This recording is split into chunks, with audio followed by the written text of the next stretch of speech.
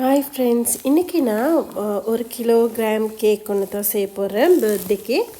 இதுக்கு நான் butter icing தான் யூஸ் பண்ணுறேன். ஃபஸ்ட்டாக லே பண்ணிக்கிட்ட கேக்கு சுகர் சிரப் ஆட் பண்ணிவிட்டு அதுக்கு மேலால் பட்டர் ஐசிங் போட்டுக்கொள்கிறேன்.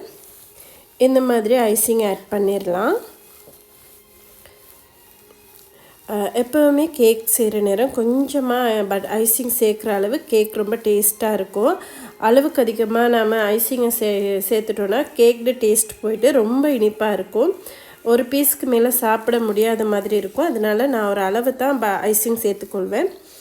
ஐசிங் நல்லா இந்த மாதிரி அப்ளை பண்ணிவிட்டு அதுக்கு மேலால் நான் சாக்லேட் ஆட் பண்ணிக்கொள்கிறேன். மில்க் சாக்லேட் கொஞ்சம் ஆட் பண்ணிவிட்டு அடுத்த லேயரை வச்சு இந்த மாதிரி க்ளோஸ் பண்ணிடுறேன். சாக்லேட் ஆட் பண்ணுறதுனால குட்டீஸ்க்கும் ரொம்ப பிடிக்கும். அதே மாதிரி டேஸ்ட்டுமே ரொம்ப நல்லாயிருக்கும். அதனால் சாக்லேட் ஆட் பண்ணிக்கொள்கிறேன். அதுக்கு பிறகு நாங்கள் ஃபுல்லாகவே கேக்கை ஐசிங்கால் கவர் பண்ணிடலாம். க்ரம் கோட் பண்ணிடலாம். க்ரம் கோட் பண்ணிவிட்டு நான் ஒரு 10 மினிட்ஸ் மாதிரி ஃப்ரிட்ஜில் வச்சு எடுத்தேன். அதுக்கப்புறமா க்ரீன் கலர் ஒரு லைன் மாதிரி கொடுத்துக்கொள்கிறேன். பைப்பிங் பேக்கில் க்ரீன் கலரிங் போட்டு ஐசிங்கை பட்டர் ஐசிங் ஆட் பண்ணிவிட்டு இந்த மாதிரி ஒரு லைன் கொடுத்துக்கொள்கிறேன். அதுக்கு பிறகு மேலால் கலர் ஆட் பண்ணாத ஐசிங் சேர்த்து இந்த மாதிரி ஃபுல்லாக கேக்கை நீட் பண்ணி எடுத்துக்கொள்கிறேன். ஒரு ஸ்பெச்சுலர் வச்சு நீங்கள் இந்த மாதிரி நீட் பண்ணி எடுத்துடலாம்.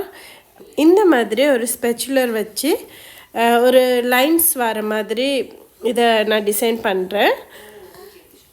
பிறகு மேலால் லைட்டாக கொஞ்சம் க்ரீன் கலர் சைடுக்கெல்லாம் கொடுத்துட்டு அதுக்கு பிறகு கிராஸ் டிசைன் வர மாதிரி நான் ஃபுல்லாகவே மேல் பகுதியை க்ரீன் கலரில் ஐசிங் பண்ணுறேன்.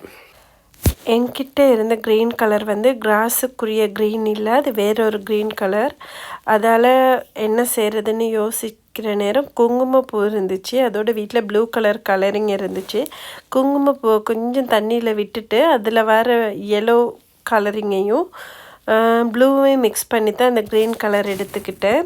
கொஞ்சம் அர்ஜெண்ட்டாக செய்ய வேண்டி இருந்ததால் அதோட தேடுறதுக்குமே இங்கே ருமேனியாவில் எங்கே போயிட்டு என்னென்ன ஐட்டம் எடுக்கணும்னு இன்னுமே நான் லேர்ன் பண்ணலை. அதால் சின்னதாக ஒரு ஐடியா பண்ணி இந்த கிராஸ் கலர் எடுத்திருக்கேன். இந்த கலர் பிடிச்சிருக்கான்னு நீங்களுமே பார்த்துட்டு சொல்லுங்கள். எப்போவுமே என்கிட்ட இது இல்லை அப்படின்னு யோசிக்கிற டைமில் நம்ம இதுக்கு என்ன பண்ணலாம் அப்படின்னு ஒரு சொல்யூஷனை தேடி எடுத்துட்டோன்னா நம்ம ட்ரை பண்ணுறது கரெக்டாக வரும். எப்போயுமே முடியாது, தெரியாது, இல்லை என்கிட்ட இல்லை அப்படின்னு யோசிக்காமல் ஏதாவது ட்ரை பண்ணி நம்ம எங்களோட டார்கெட்டை அச்சீவ் பண்ணணும். ஓகே ஃப்ரெண்ட்ஸ், இந்த மாதிரி கிராஸ் டிசைன் ஃபுல்லாக போட்டு இந்த மாதிரி நான் கவர் பண்ணிட்டேன். பாருங்கள், நல்லா ஒரு கிரவுண்டுக்கு போன மாதிரியே இருக்குது. இப்போ நான் இந்த மாதிரி ஃபுல்லாக கவர் பண்ணிவிட்டு அடுத்ததாக நான் ஃபுட்பால் டிசைனில் கொஞ்சம் போல்ஸ் செஞ்சு வச்சுருக்கேன். லாலிபாப் கேக் செய்கிற மாதிரியே கேக்கை கொஞ்சம் தூள் பண்ணிவிட்டு அதுக்கு பட்டர் ஐசிங் சேர்த்து நல்லா ரவுண்டாக ஷேப் பண்ணிவிட்டு மேலால் பட்டர் ஐசிங் போட்டு இந்த மாதிரி ஃபுட்பால்ஸ் செஞ்சு வச்சுருக்கேன். எனக்கு அதுக்கான வீடியோ எடுக்க முடியாமல் போயிட்டு நெக்ஸ்ட் டைம் கட்டாயம் அதுக்கான ஒரு வீடியோ நான் தனியாக அப்லோட் பண்ணுறேன். அதுக்கப்புறமா இந்த மாதிரி நான் ஃபுல்லாகவே கேக்கு கவர் பண்ணிட்டேன். கஸ்டமர் டிஷர்ட் ஒன்று ஆட் பண்ணி அதில் அந்த சின்ன பபாவோட நேம் ஆட் பண்ண சொல்லியிருந்தாங்க. அவங்களோட மகனோட நேம் அதில் ஆட் பண்ணிவிட்டு அது கூடவே ஒரு 6 கப் கேக்ஸ் கேட்டிருந்தாங்க. அதையுமே செஞ்சு டெலிவர் பண்ணியாச்சு.